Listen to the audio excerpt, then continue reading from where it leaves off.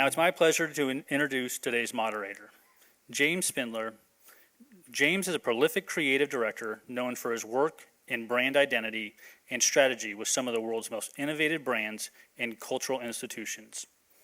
He's the creative force behind projects like the Grammy-nominated Sting 25, the Gagosian of iPad app, and the NASA mission Juno Identity, which earned NASA Group Achievement Award.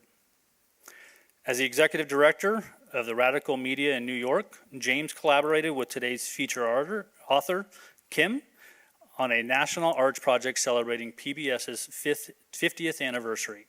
His work has been recognized by the Cannes Lions, the Clios, and the Grammys, and many more. He is a graduate of Pratt Institute and a frequent guest lecturer. And just a fun fact, he's also a triplet who calls New York City home. And finally, the reason why we're all here. Please join me in welcoming Kim Hastreiter, author of Stuff, A New York Life of Cultural Chaos.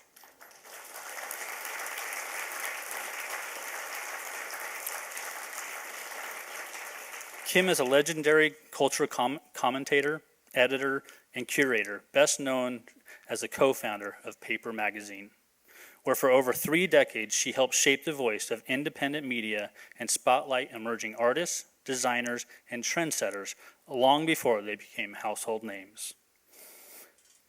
Known for her fearless sense of style and her unwavering belief in the power of creativity, Kim continues to be a force in the worlds of art, fashion, and publishing.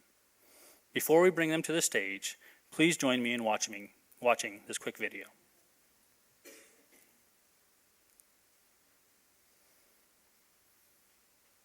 I don't even know how to describe what I do. I think other people have to describe it. My name is Kim Hastreiter, and I'm an artist, and this life of mine is my piece, my big piece. It's my art piece. It's my medium.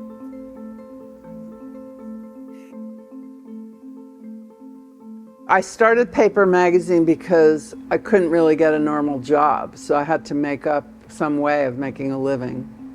There was like this underground bubbling up of culture that was connecting all the disciplines. And to me, that was so exciting. It was like art and fashion and design and film and music. We loved discovering like people that were coming up. We always just want to turn people on to the great stuff. Everybody wants you to be in a box and just do one thing. Paper wasn't one thing. You can't get money if you're not one thing. We tried to explain that it was about all those things coming together, and that created culture. They don't want that. There's a lot of people with amazing ideas. They don't know how to make it happen. When I saw something great, I would always want to get to know who did this, why do they do this, who are you? And then I would meet the person and befriend the person and think, you should meet this person. I would connect people. So I try and help make great ideas happen. I'm an artist. I also am a cultural anthropologist, I'd say. I'm an enthusiast. I'm a troublemaker.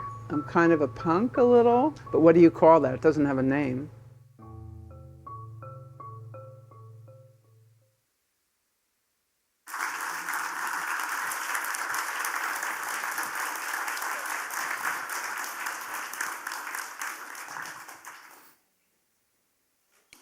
Hi, everybody. Hi. I hope you don't mind that I do read, but I'm kind of casual about this. Before I knock heads here with my dear friend James Spindler, I thought it would be fun to explain a little bit more about my background and read a few clips from my book. I've always had problems explaining to people what I do. When folks ask me, I never know what to say. I guess if I were forced to label myself, I'd say I'm an artist and then a cultural anthropologist. For my 32 years at Paper, people called me a journalist, a fashion person, a magazine editor, a curator, a trend predictor, a design buff, a scrappy small business owner. but I'm not really any of those things. Those who know me say I'm enthusiastic. I'm definitely a manifester and a truffle hunter.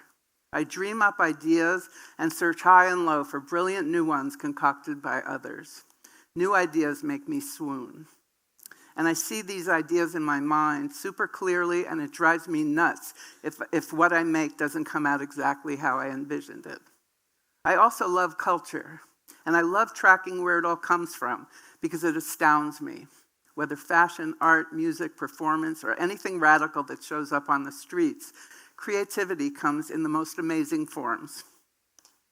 40 years ago, I co-founded an offbeat independent New York zine with my friend David Hershkovitz. Downtown New York was exploding with creativity in those days, and we wanted to make something that would spread the word about and support the insane, wild cultural chaos that we were witnessing and participating in back then. We not only wanted to document our community of friends, many of whom were the radical and creative pioneers defining our city's underbelly, but we also wanted to invite them to participate and communicate their point of view on our pages, too. We called it Paper, and it was totally guerrilla, zero-budget, DIY venture. We made it with interns who came in after their day jobs in the middle of the night for the first few years out of my Tribeca loft on Lispinard Street, and then in a bare-bones office on Spring Street and Broadway, where we often had no heat and stole our electricity off the streetlights. My amazing retired culture vulture mother did the books and subscriptions, gratis, of course, and smart kids from all over flocked to intern for us as it was a hub of fun and creativity and a wild place to hang out. I sold Paper in 2017, the same week that my mother died. Damn, it was one hard week.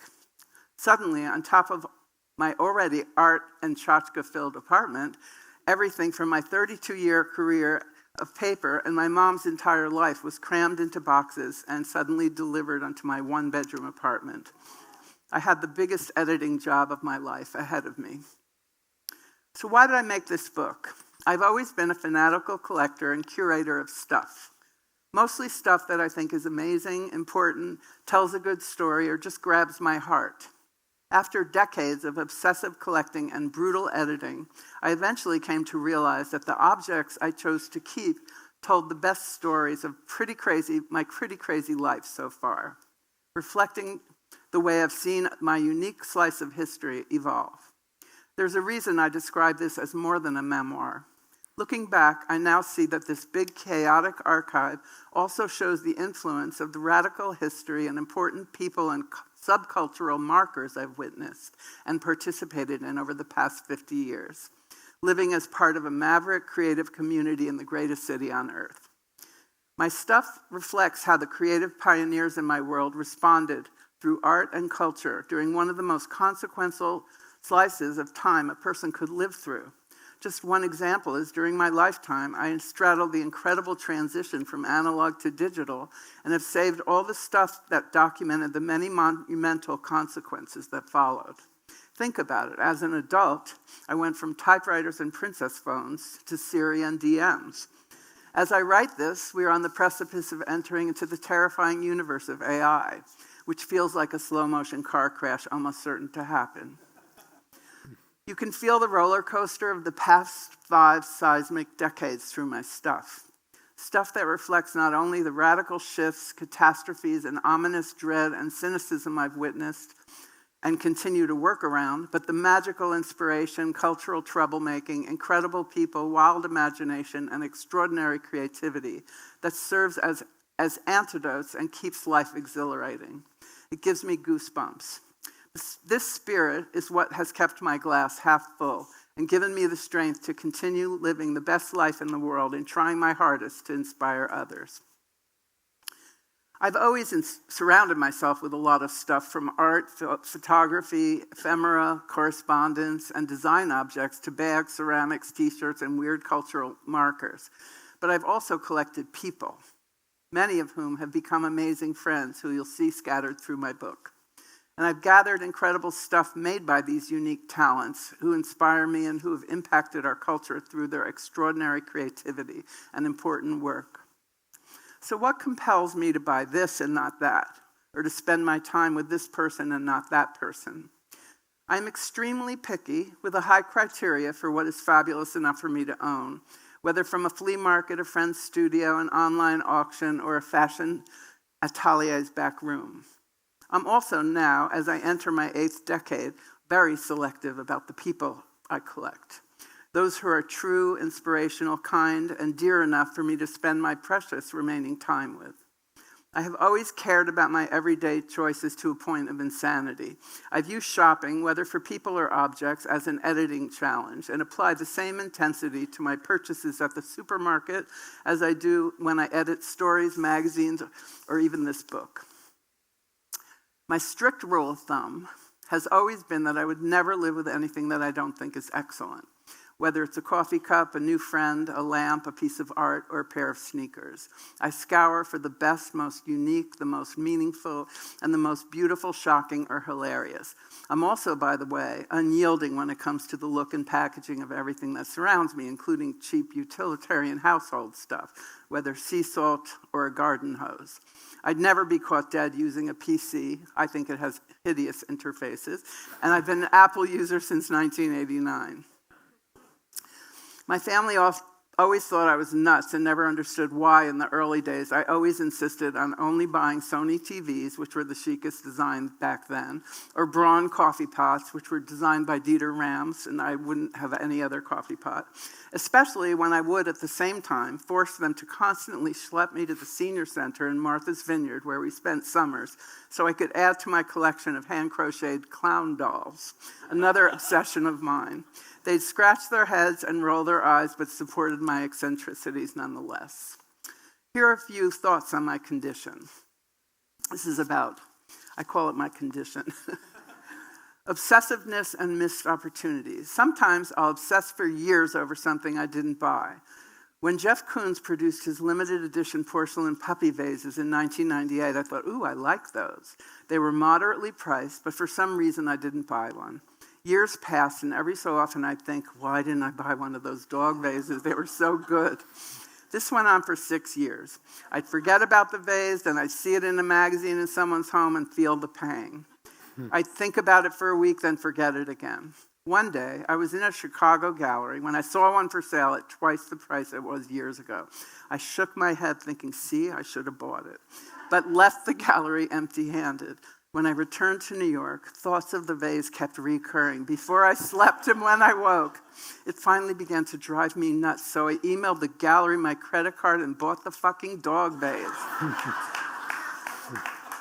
For God's sakes, what a relief it was to get that monkey off my back. Of course, when it arrived, it nestled into my home as if I'd owned it for years, and in my mind I had.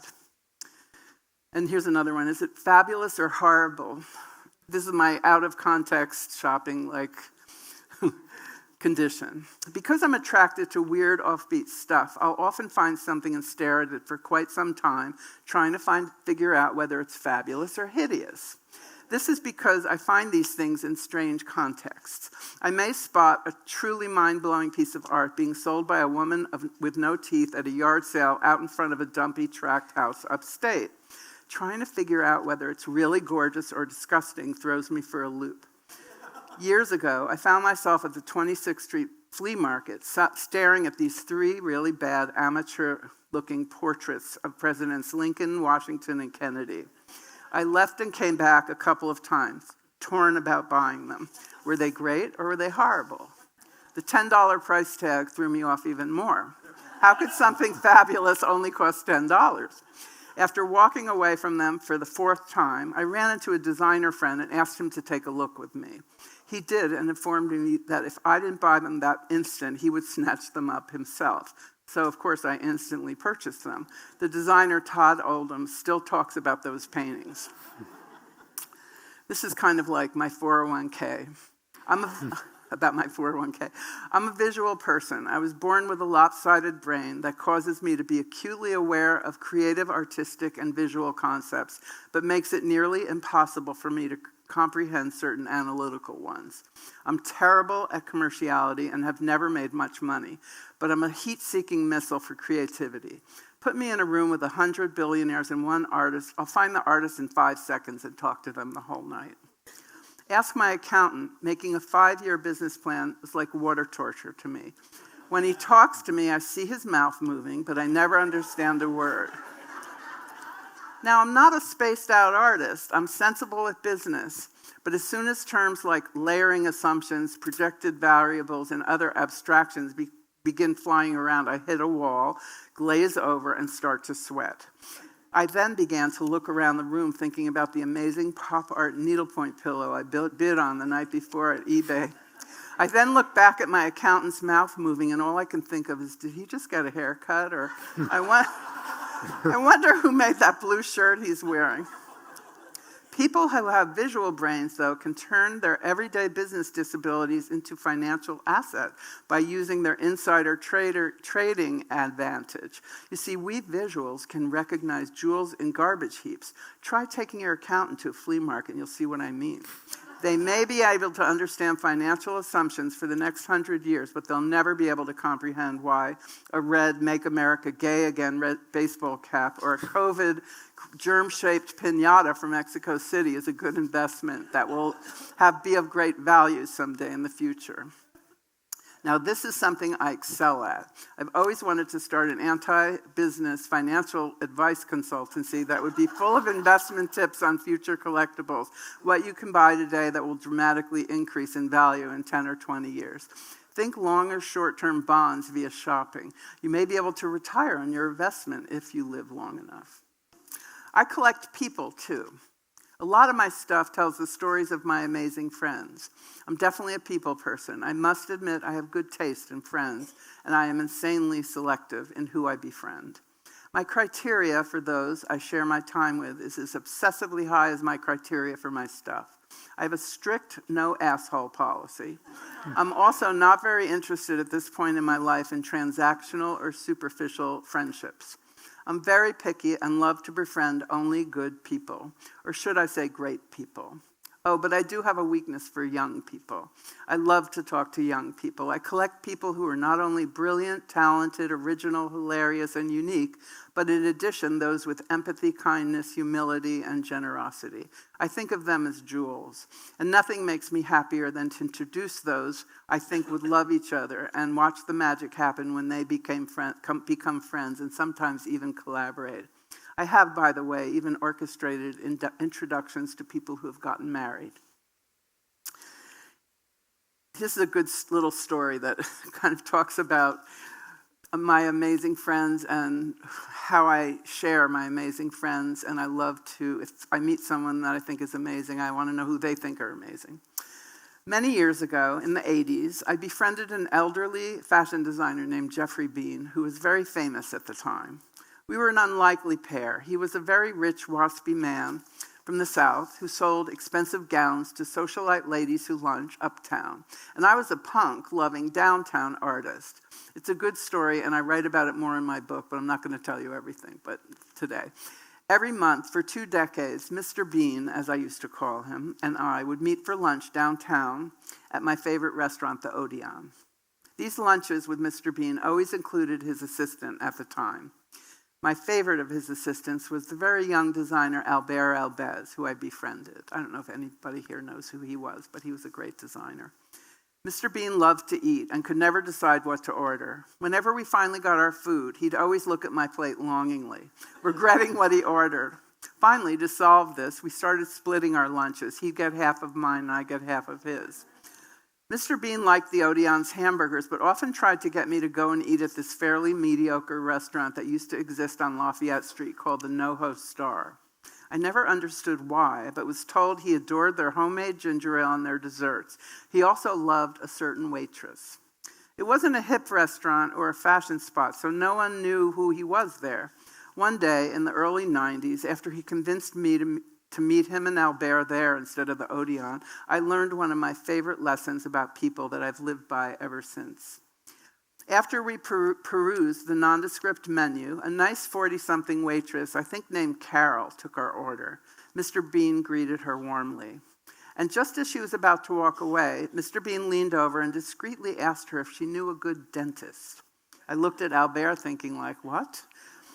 She thought about it and told him she knew one and would write it down for him. Lunch went fine, and when the nice waitress came back to get our desserts, Mr. Beene then quietly asked Carol, "Do you possibly know anyone who could be my driver? I need to hire a new driver." In those days, all famous people, including Mr. Beene, had limos with drivers, or cars with drivers. She said she'd think about it and let him know before we left. I gave Albert another what, look, and he just rolled his eyes. After lunch, I couldn't stop thinking about how weird it was that Geoffrey Beene, the big celebrity, was asking a middle-aged waitress at the NoHo Star these questions. I called Albert to ask, and he told me that Mr. Beene always asked that waitress for recommendations of all sorts. And when Albert once asked Mr. Beene why, his answer was simple: because good people know good people. He obviously loved this waitress, so he wanted to know who she loved. Bravo. Bingo, I said. Bingo. I adored this, and over the years have lived by this credo often. Whenever I meet a new amazing friend, I want to know who their favorite amazing friends are, because I know I'd likely love them too. I became hooked on friend sharing, and I do it now with people I adore. I often have dinner parties where I encourage my favorite amazing friends to invite their favorite amazing friends so I can meet them all, and so my favorite amazing friends can get to know their favorite amazing friends. That's why I love Instagram so much, because to me it's an infinite people resource that helps me explore who the most talented people are on earth and who they think the most talented people on earth are, and so on, because good people know good people.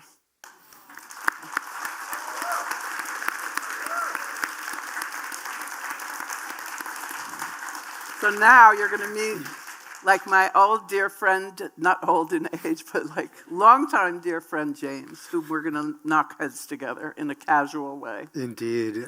It's such a thrill to be here and to recognize Kim, who's been one of my dearest friends. I've known Kim over 40 years. I was actually an intern at Paper Magazine. She talked about the transition from analog to digital, and back then the magazine was done with Xerox machines and waxers, and it was such a do-it-yourself operation that if you needed a letter L for an initial cap for March, you would have to look at the February issue and pull it from it and put it on. So it was a very homemade enterprise.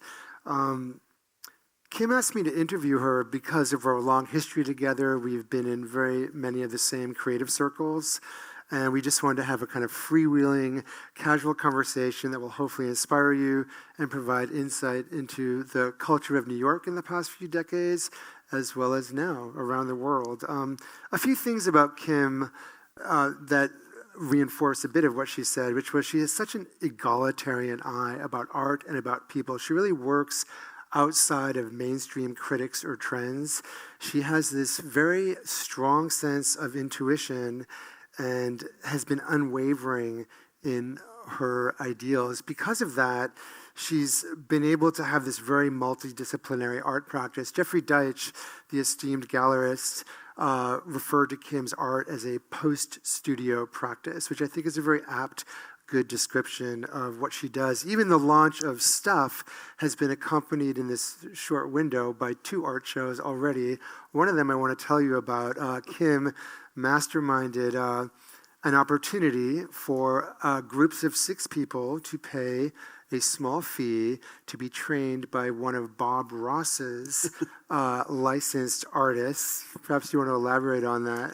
Well, it was actually 35 people. 35, yeah. That's right. But so I did this crazy pop-up store. I kept thinking, when my book comes out in the spring, I wanted to just people didn't really know me, so I wanted to do these crazy bringing it to life moments. And so I opened this pop-up store for the holiday called Amazing Stuff. And it was only stuff made by artists. I met this young kid who had this gallery in a Chinatown shopping mall on Elizabeth Street. Those malls that have the tchotchkes. It's like that. And he had 3 spaces. One was a gallery, and then he got me, and I made a little store. It was really fun. I had amazing stuff in it. And then this gallery was empty, and I was like, oh God, what should we do in the gallery? So I always loved Bob Ross, and I once took a class, and I have this painting that's a lake, a mountain, and a tree, a pine tree.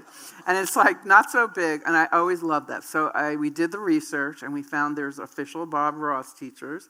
We found one in New York, and I decided to have a whole day of these classes, and 6 people per class, and I had like 7 classes in one day at this gallery, and like they had aprons, they had the whole thing with the easels, and the teacher and everyone, I wanted to make the same painting, the painting that I had. It was like a small size. So with the idea that it costs $50, you have to pay $50 to take the class. You got the class, you got to make the painting, you got to keep the painting, plus you got to be in a real art show in a real gallery. So I had all the paintings were shown in the gallery. So everybody, and also it was Christmas, so people like bought all 6 seats. I think James got it for all his friends because it was fun. It was completely fun. So we spent a whole day doing that. At the end of the day, all the paintings are wet, so the people had to like leave them, and we put them on the wall. It was incredible. 35 of the same paintings, but like done by all these different, and there was a prize. That's the best, is there was, we had like a prize, so it was a contest. And then they would come back the next week, and they would find out who won. And so first I was like, oh, should we get like Jerry Saltz? Who should we get to be the judge? Like someone famous from the art world? Because they were like, you know what those paintings look like, right? And they were all the same. And there were some even famous artists who took the class, so in there. But everybody's looked like pretty similar.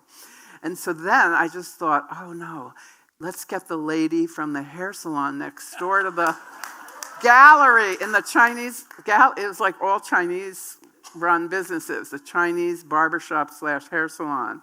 So I asked her, and she was really nice, so she came in and told us which one was her favorite. And we told her that you have to be here at this time, 6:30 on Monday, and you'll give the prize. And we made a crazy prize, like $50, so you got your money back. And then they got like a Bob Ross Chia Pet and we made like a fun prize. So everybody came. We had like an opening and closing in the same day. It was like a one-day show. And the time came, and I went to get the lady in the barbershop, and they were like, oh, she went home. I was kind of like, so I was like, what should we do? And I said, okay, we're going to go down to the tchotchke shop, like 2 doors down. And the lady who was really nice, they were all really nice to us, because we were just there for 1 month. I said, okay, can I talk to you? Do you think you could come over and maybe, I explained it to her. Her eyes were like spinning, like, what are you talking about? I mean, this is like a lady in a Chinatown like mall, right, who sells like tchotchkes. She didn't like understand really, but she was so nice. And she was like, oh, I am honored to do it. And the best is this, guess what her name, this is really true. Her name was Ching Chong. Isn't that the wildest? But meanwhile, she was like so nice. And she was like, I am honored to do this. She thought it was like an honor. So we brought this other lady down, and then we had to tell her which one won, and she like handed the prize. I mean, it was wild. But anyway, I went on too long. Sorry. No, not at all. It's such an... That's just like a little slice of like what I did, yeah. Well, it's such an example. Kim believes anyone can paint. What was so fun about this event is it was like, you can get your work shown in a New York City gallery, and the invitation was so great. It said, please join us for the opening and closing, because it was one day. So it all happened in one time. And the paintings themselves, one of the things that was so great is some of the artists there would embed a gremlin behind the tree. Like it was a mountain and a tree, but there were definitely some surprises in there. I think what I'd like to talk about now is a little bit about the 80s and 90s downtown art scene. Stuff feels like a love letter to objects, creativity, and culture. What was the first item you ever collected, and how did it spark this lifelong passion?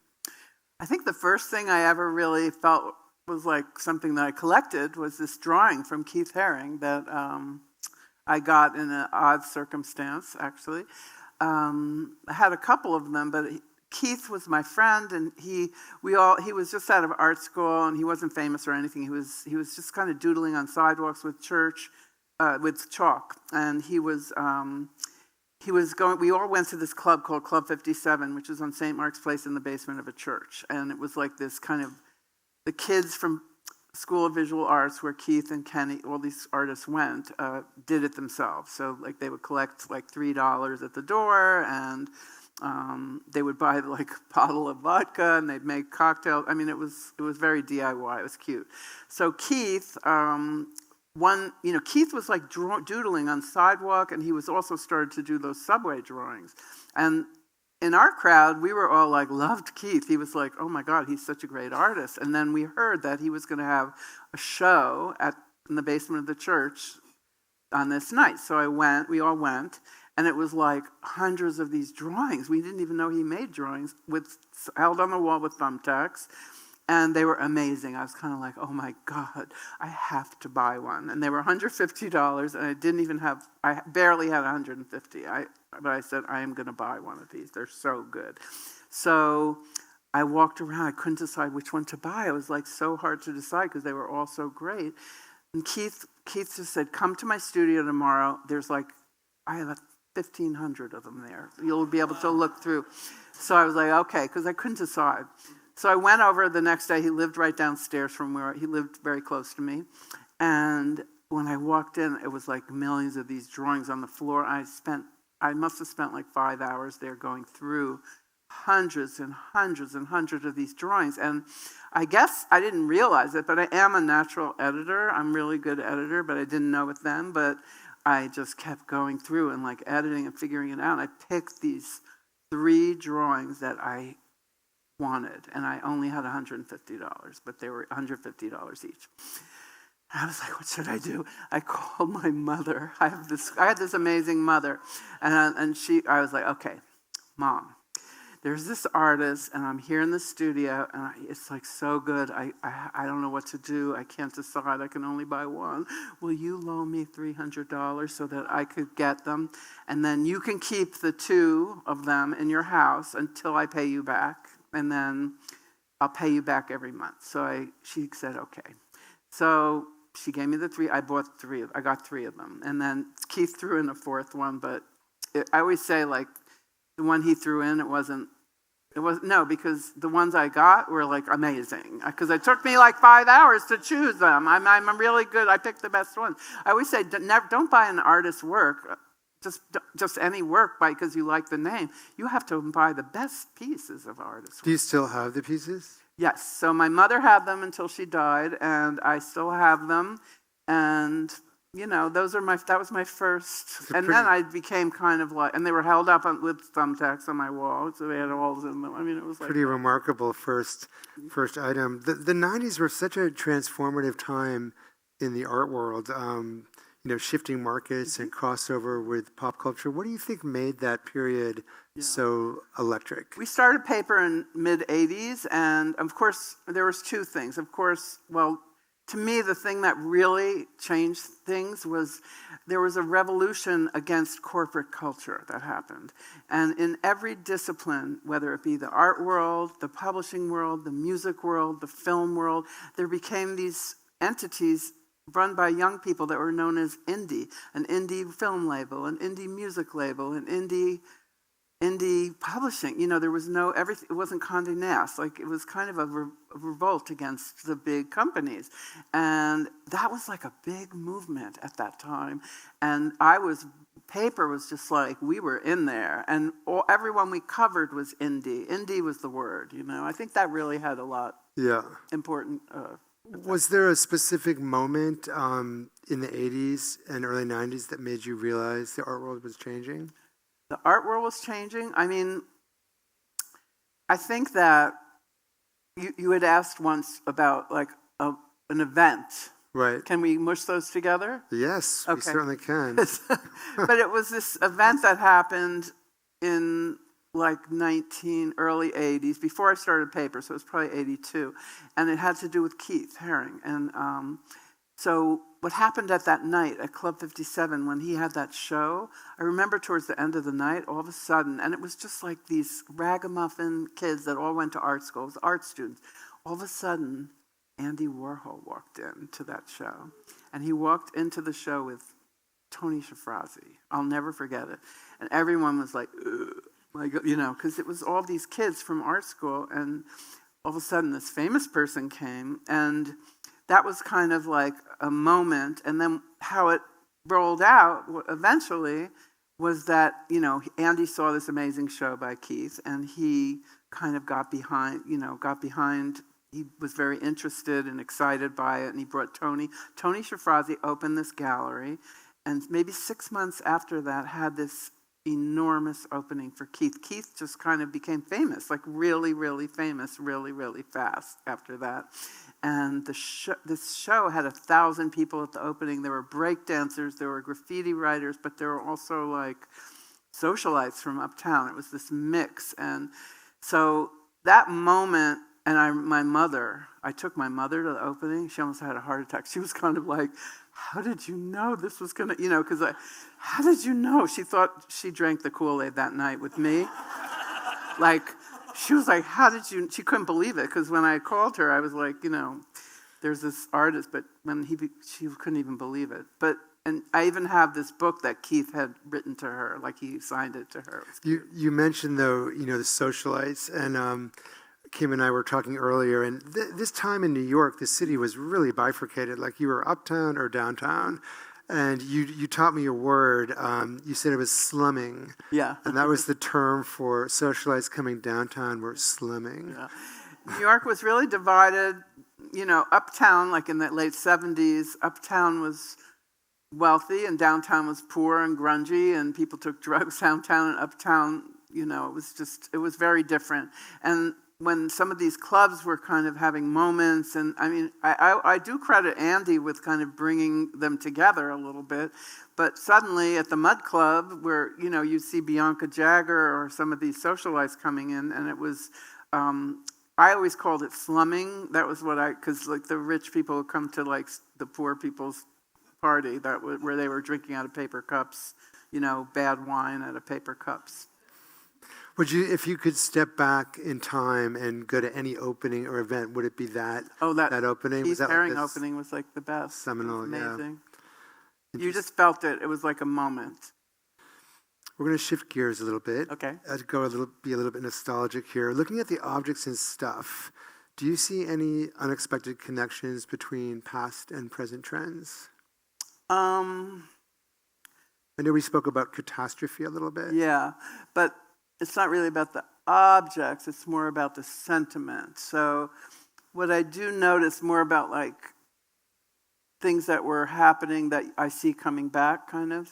You think the way artists respond to Yeah, and also even like maybe, I always thought it was so crazy that like as time passes, like the things that become like the most coveted and the most expensive and finest were the things that were here in the first place before we like fucked everything up, right? Like beautiful water and beaches and pure food, and that's what people now, it's considered like luxury. It's so crazy. Like we mess everything up.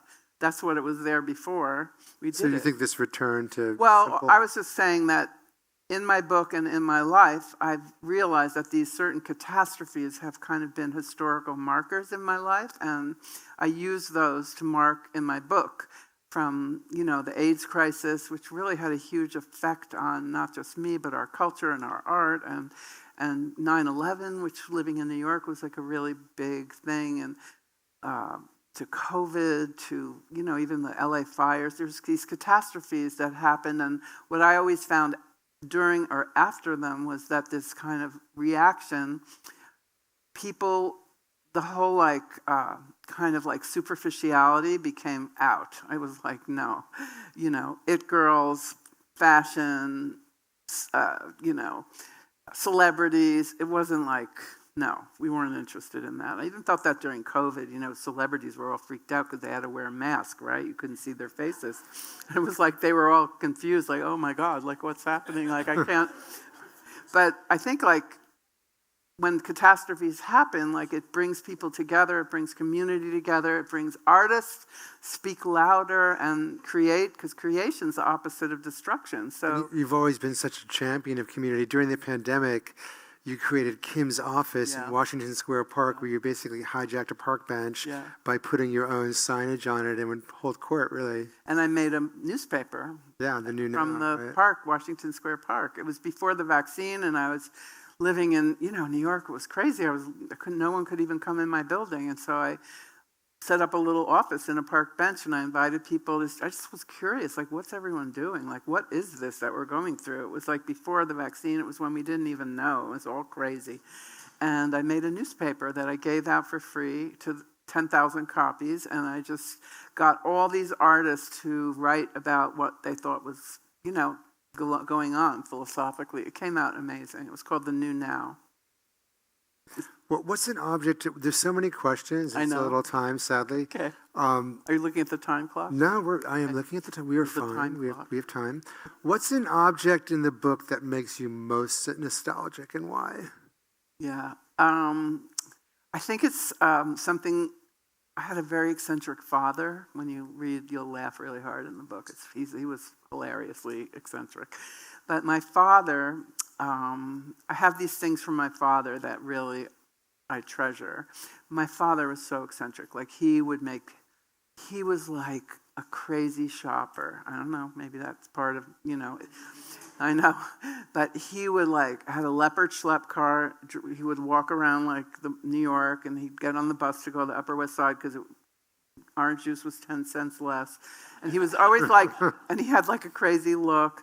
But he was a jeweler when he had in the early years. My grandfather was a jeweler. They had a jewelry store in Newark, New Jersey.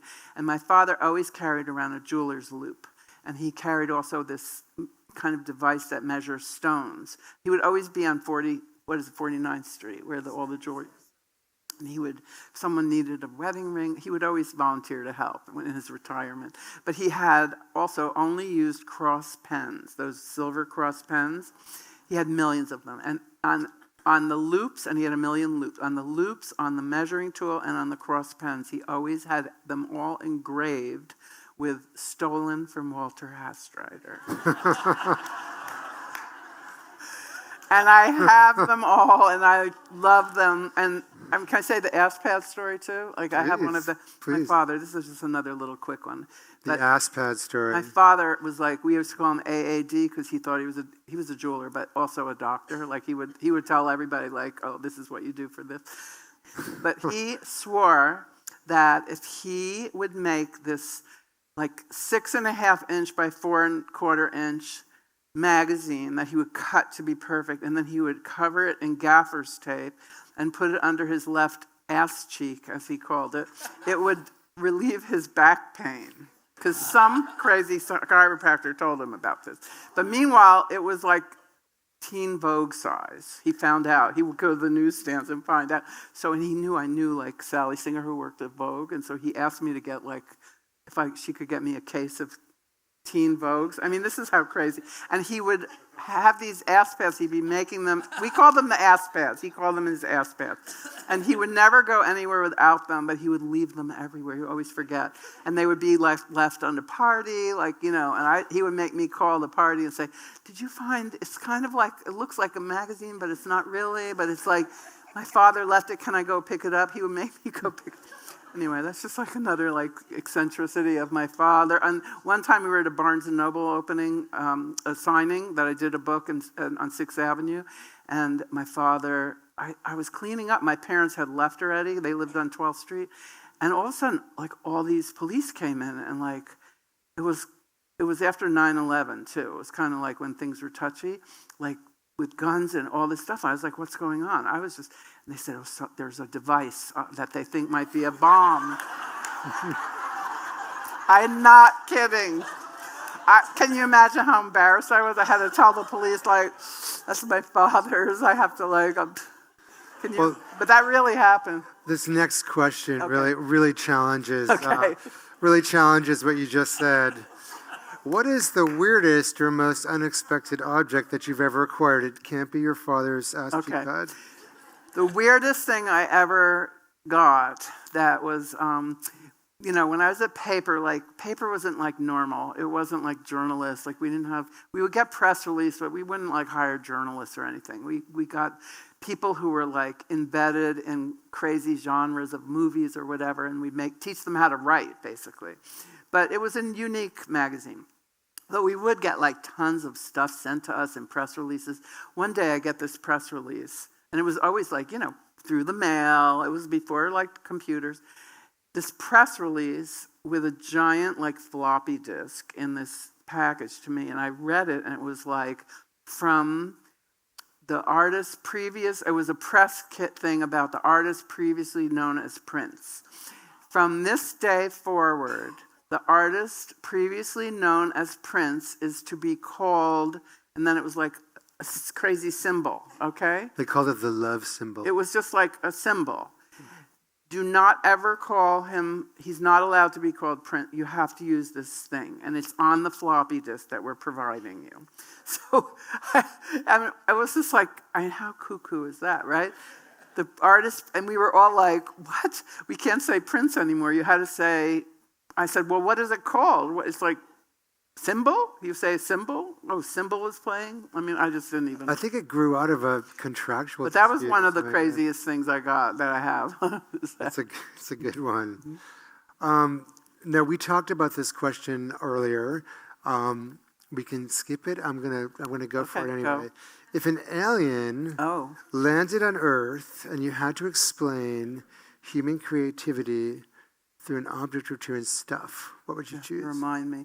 Okay, I remember one is I have this wonderful globe that this artist named William Scott did. I don't know if any of you know what creative growth is. It's a wonderful art program out of Oakland, California that I've been very involved in for 35 years. And it's developmentally disabled adults that make art, and they're artists, and they nurture these people are like in museums now. The artists that have come out of there are amazing, incredible. So there's this one artist who's my favorite named William Scott, and I have a lot of his work. And he's obsessed with making the world. He's obsessed with positivity and making the world better. And he took this globe. I have this sculpture that's a globe that he did, and he erased everything on the globe, and he made a new world. He made all new countries, and he named them, and it's like still blue with the water and like the countries, but it's a completely new, different world. How hopeful and apt that is right now, right? He's a wonderful artist, and he's actually in the Museum of Modern Art. He's in the Museum of Modern Art in San Francisco. His name is William Scott. I mean, he's incredible artist. Such a great example of how you've really promoted people who are often overlooked and shone a light on them. If aliens made art, I would love to see what they did. Yeah, they might be.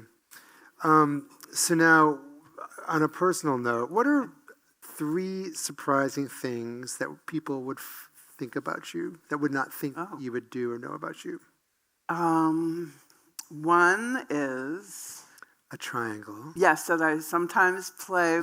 My friend Paige Powell, who's here tonight, introduced me to Thomas Lauderdale, who's also a friend of Jamie's, and has this wonderful band, Pink Martini, who I love. And I always, I'm sure I know everybody here a lot because they come here a lot, right? And so many years ago, Paige introduced me to them. I became friends with Thomas. And I always told Thomas I longed to learn how to play the triangle. And then one day, maybe 20 years ago, I guess, he called me up. He's like, Kim, I'm going to fly you to L.A. for the Hollywood Bowl, and you're going to play the triangle at the Hollywood Bowl with Carol Channing. Will you come? I was kind of like, oh. I mean, this is when I was the editor of paper. So I was like, okay. And I arrived. I think Paige was there. Weren't you, Paige? You were there. And I arrived. They took me straight from the airport to the sound check at the Hollywood Bowl. And Thomas took me into the bathroom. He gave me this triangle with a thing. And he just said, and my father was musical, so I'm a little bit musical. I know how to do that. But he told me how to do it. He said, just watch me and I'll tell you when to do it. And I was kind of like, okay. And then he dragged me to meet Carol Channing. And he's like, Carol, this is Kim Hastreiter. She's the editor of Paper Magazine. I mean, she didn't know what Paper Magazine. And she's going to play the triangle for No Business Like Show Business. So the first time I ever played anything with Pink Martini was There's No Business Like Show Business at the Hollywood Bowl in front of 18,000 people that night. And It was insane with Carol Channing. I mean, can you imagine?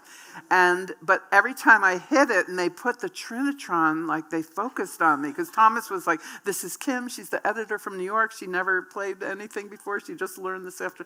And it was kind of like people went crazy when I did it. Like, all I did was like this, But it was, so anyway, it kind of became popular, and then he taught me how to play the cymbals. Yeah, because Beth Ditto, who I know from Portland, told me, oh, you got to get something bigger. She said, triangle's too little. Ask him to only teach you the cymbal. So Thomas, on my birthday, played at like this restaurant. We had a big birthday party. They took me again into the bathroom, showed me how to play the cymbals. And I did it for my birthday party. And the next night I did it at the Beacon. And then he taught me the glockenspiel. So I do play sometimes with Pink Martini. That's one surprising thing. Another one is that I wear the same thing every day for since 1993. I don't know if you Not that's literally like the same thing. Well, I wear a uniform. So I in 1993. It's just like a fun fact, right? That people don't know about me. How many uniforms do you own? Probably have like 75 to 100. How many pink ones? I have probably like 3, but I have them in print, I have them in camouflage, I have them in linen, I have them in wool, I have them in taffeta for fancy. I have them, but it's just like my version of a mouse suit. And I decided when I turned 40, I think I was turning 40, but I didn't want to like look like a clown anymore with fashion. It was over fashion, and I just wanted to wear a uniform. So I made this kind of my version of a mouse suit. And then lastly, you're a bit of a Epicurean. Oh, yeah. And the third thing is that I do farming in New York City on the 19th floor. I have this amazing kind of sunlit, amazing sun. I have the amazing terrace. And I really, for like 25 years, have been gotten into growing fruits and vegetables and flowers. And I have an amazing garden, and I cook what I grow. And I mean, I've grown peaches. I grow all kinds of squash. I tried to grow watermelons one time. Amazing, yeah, some great dinner parties. We only have a few minutes left, but a final question. Can you elaborate on how you see the role of art and artists during these unpredictable times, in particular about the fragility of history? Yeah. So the book kind of takes you on a little trail, but towards the end, what I realized, the book covers so many different things. It covers, but the end is kind of like, I love to teach, and I love young people, and I wanted them to realize, because they don't even know, these kids, like they were 11 when COVID happened, and it's just like their lives are just like catastrophe after catastrophe now. So, but that I feel like information and history is fragile. When I turned 70, I realized that like these kids who were 28 were writing about the 80s, and they weren't even born yet, and they get it from Google. I mean, they're like, don't even know, and they're getting it wrong. So that's one thing in my book. It's like, this is really happened, and this is my history, and it's truthful. So how do you keep history truthful going forward when everything's on your phone? If somebody wipes out the cloud, you've lost all of our history. Or, there's AI. Hello, that's like the scariest of warping history, fake news. I mean, you don't know what to believe, so that I really, in the last page of the book, I wrote this letter to the kids and said, tag your it. You have to record history truthfully. I don't care if you write a diary or if you make a movie or if you collect stuff, or just make sure that you collect what you're witnessing, because if you don't do it, when you turn 70, you're going to see these young people, and they're going to be writing about COVID like getting it from AI or something. It's going to be wrong. It's such a time. We have to document your own history. Everyone, this is just my history, but all of us have our history, and if you don't document it, it's going to disappear. I always say Paris is Burning is my favorite movie. I don't know if anybody's seen it, but it's a wonderful documentary about this thing that happened in the 80s, or that had to do with AIDS and had to do with people of color, and it was this amazing moment, and this woman documented it, and I realized if she wouldn't have made that movie, no one would know. It would never have existed. That's what happens. Like, you realize things disappear. It's such an important message. I think it's such a reminder of the importance of free expression not just in art, but in our everyday lives. Kim, we want to clock. thank you so much. The clock has run That's out. 0. It's truly Thank you, everybody, for coming. it's a real honor and a thrill. Oh, well, I hope you enjoy the bus. Thank you. Thank you.